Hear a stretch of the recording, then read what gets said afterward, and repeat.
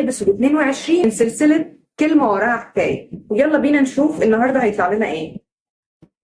جملتنا النهارده اللي قالتها سوزان فورورد بتقول ايه بقى الجمله؟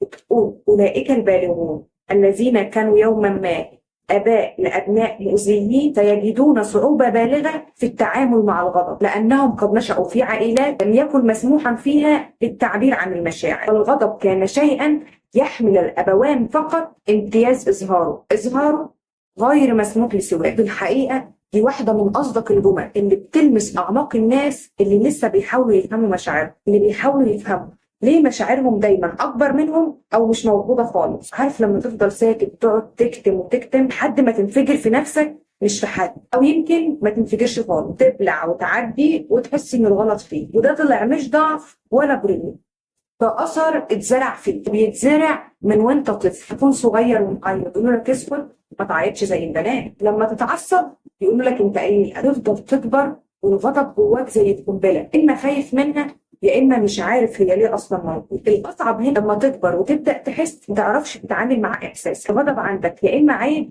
يا اما خطا، لكن عمره ما كان انسان. في النهايه خليني اقول لك انك لو كنت من الناس دي خد وقتك وانت بتفك شفره مشاعر ممنوعه من سنين، بس وراها الشفاء. كل لحظه فهم هي خطوه للحريه. دي كانت ابيسود 22 في سلسله كلمه وراها حكايه متجمعه من اثر كل الكتب. خطوه جديده، درس جديد، واحنا دايما مع بعض هنفضل في رحله المعنى.